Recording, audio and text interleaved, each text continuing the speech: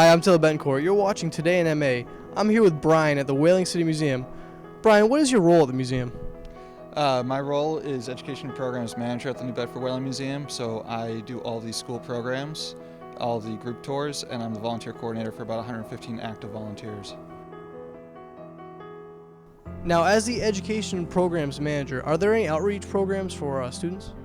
Absolutely. So we do occasionally go into schools and do programs for them. In fact, we will be working directly with Duval Elementary School and Roosevelt Middle School in the city of New Bedford this year, doing just that. We also do a lot of programs like the AD Makepeace Cranberry Festival, which was a couple weekends ago. We've gone to Plymouth to do an outreach program there. So yes, we do a lot of off-site programming throughout the year. How long has the museum been around for? The museum was first founded in 1903, the Old Dartmouth Historical Society. So it was a group of about 100 people that got together and started forming their collections and forming a society, recognizing the fact that the whaling industry and other industries in the area were starting to wane, and they wanted to preserve their history of Old Dartmouth. So that's New Bedford, Fairhaven, Acushnet, Westport, and Dartmouth. In 1906, Henry Hudson Rogers, who was the oil tycoon with Rockefeller, purchased Bank Built, a National Bank of Commerce, which is downstairs, is one of our galleries, and gifted it to the Old Dartmouth Historical Society and said, I want you to open a museum. So in 1907 we officially opened. So we've been around as the New Bedford Whaling Museum since 1907, so 106 years. How can a museum be a teacher? That's a good question. So we have 750,000 pieces in the collection.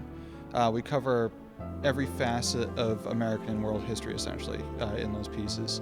So not only can people come in and view the collections and learn directly from them, but we do offer 13 different standards-based school programs for students. We get about 10,000 students a year, give or take, K-12 students in our school programs coming in, working directly with the docents, our volunteer tour guides, learning from the different galleries, the different objects that we have on display.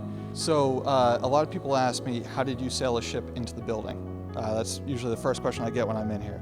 So this building was built in 1915, completed in 1916. Sponsored by Emily Bourne, who is the daughter of Jonathan Bourne Jr. And he was a whale ship owner. He had a fleet of whale ships. His favorite, and the one that he had the most shares in, the one that made him the most money, was the Lagoda.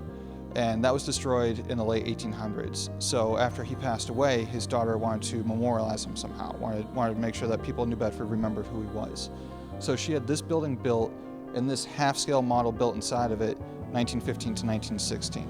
So it is not the real size of the real whale ship. People always ask me, were people this short back then? Because they go on board and the ceilings are pretty low. Again, it's half scale.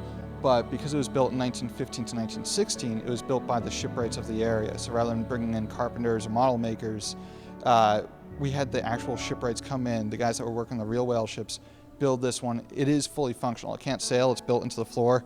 It can never float.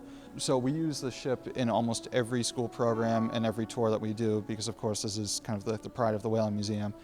So it sees a lot of action. We get about 90 to 100,000 visitors a year at this time, and almost every single one of them puts at least 1 foot on the ship. Thanks a lot, Brian, for showing us around the museum. I'm Bettencourt, and this has been Today in MA.